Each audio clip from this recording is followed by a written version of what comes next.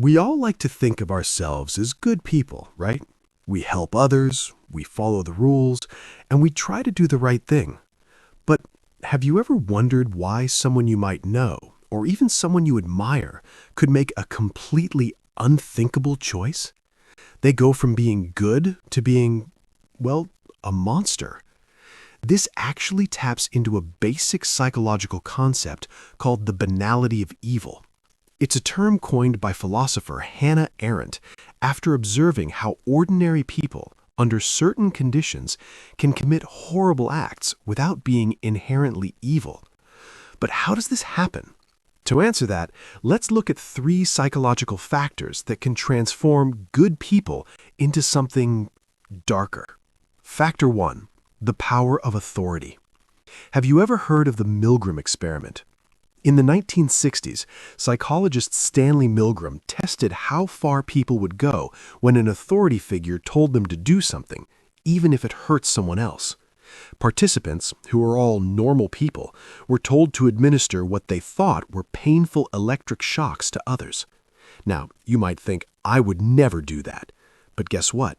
Over 60% of participants went all the way, administering the highest shocks. They did it simply because someone in a lab coat told them to. It's crazy, right? But it shows us something powerful about human nature. We often obey authority figures even when it goes against our moral compass.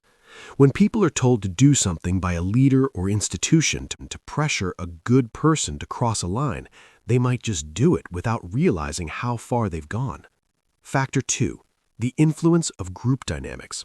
Humans are social creatures. We want to fit in, be part of the crowd, and sometimes we'll do things to belong that we wouldn't do on our own.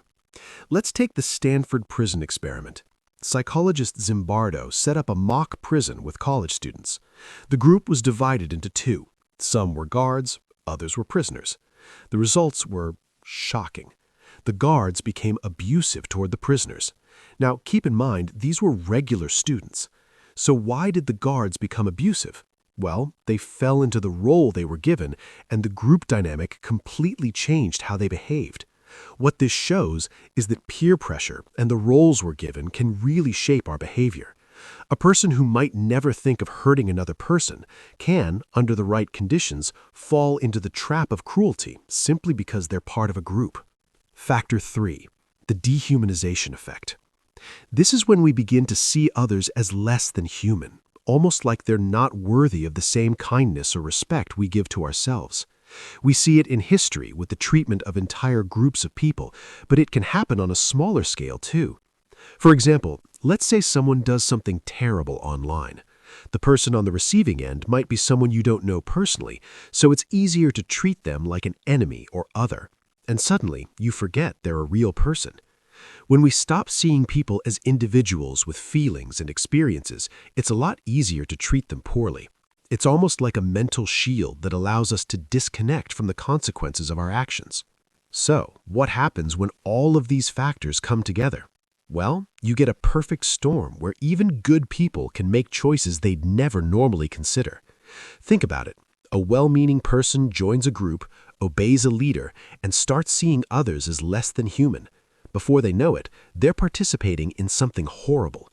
This isn't just about evil people. It's about ordinary people making extraordinary mistakes because of psychological forces they might not even be aware of. Now, can we stop good people from becoming monsters? The answer is yes, but it takes awareness. Recognizing when authority is pressuring you to act against your values, being mindful of group dynamics, and making sure you're seeing others as real human beings with feelings. These are all ways to fight the forces that might push us toward harmful behaviors. The more we understand our psychology, the better we can catch ourselves before we slip into those dark places. If you found this video interesting, hit that like button. And if you want to see more videos about the mind and human behavior, don't forget to subscribe. Let me know in the comments, what do you think is the most dangerous psychological force that can turn someone into a monster?